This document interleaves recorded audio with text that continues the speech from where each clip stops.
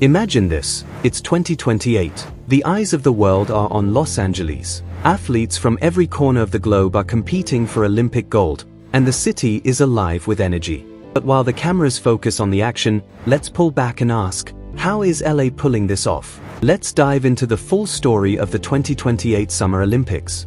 Los Angeles hosting the Olympics? Not exactly breaking news. This city has done it twice before, once in 1932, when LA was still a growing city, and again in 1984, when it set the gold standard for Olympic profitability. Now, for the third time, LA is gearing up to welcome the world. But here's the kicker, LA 28 isn't about building big flashy stadiums or blowing billions on temporary venues.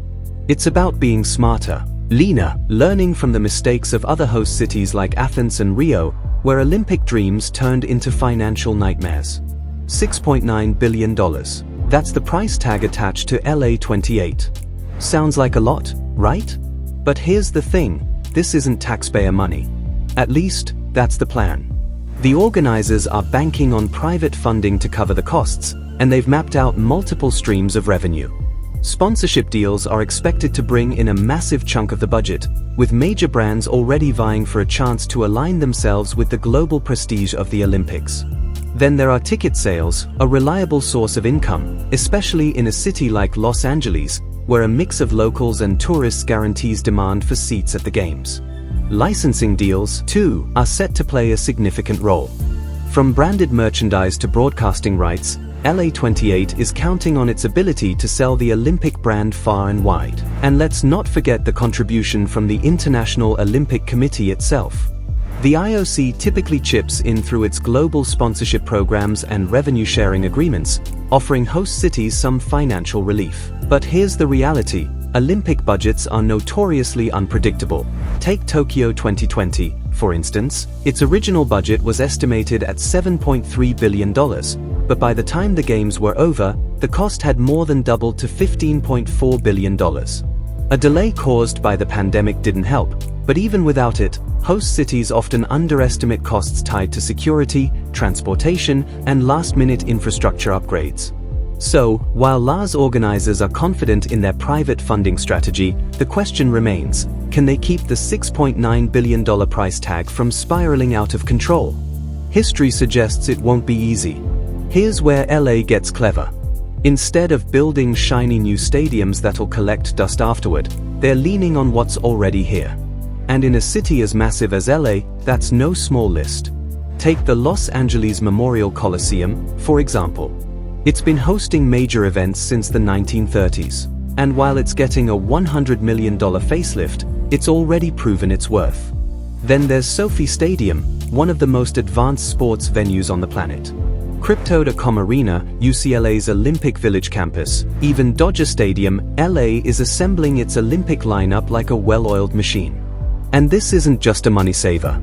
It's a move to avoid the fate of places like Beijing and Athens, where post-Olympic venues became ghost towns.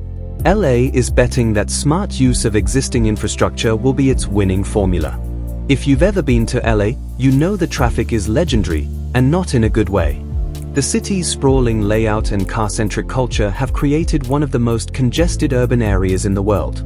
So, how do you host one of the world's biggest events in a city that's already infamous for gridlock?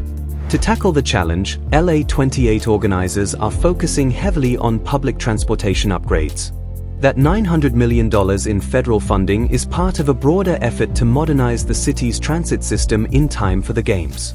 Projects like the East San Fernando Valley Light Rail Transit and the Purple Line subway extension aim to connect key areas of the city, including several Olympic venues. These additions, combined with expanded metro operating hours and a plan for bus rapid transit lanes, could help alleviate some of the congestion. In fact, officials are aiming to double the capacity of the public transit system, from the current 1.2 million daily rides to over 2.3 million during the Games. But let's not kid ourselves, this is still LA. A car-free experience might be ambitious for a city where 80% of commuters rely on their vehicles. Organizers are also exploring other strategies, like creating dedicated Olympic lanes for shuttles and ride-sharing services, encouraging remote work policies to reduce local traffic, and even closing off certain streets to cars entirely. While these plans sound promising, experts caution that the city's infrastructure improvements might still fall short of the overwhelming demand. And then there's another challenge lurking in the background: wildfires. In recent years, California has faced devastating fire seasons, and while Olympic venues are not directly in high-risk zones, the smoke and air quality concerns could affect athletes and attendees alike. With rebuilding efforts from previous disasters still ongoing, LA will need to remain vigilant to ensure safety on all fronts. Now, here's where things get tricky. Not everyone in LA is thrilled about hosting the Olympics. Groups like Olympics LA argue that the event could worsen issues like housing shortages and strain on public services. They say the city should focus on solving these problems instead of chasing Olympic glory. And they are not alone. There's a growing skepticism among cities worldwide about whether hosting the Olympics is worth it. The 2028 Summer Olympics in LA promise to be a spectacle, no doubt. But beyond the fireworks and gold medals lies a city balancing on a tightrope. Can it deliver a sustainable, inclusive, and profitable games? Or will it fall into the same traps that have plagued other host cities?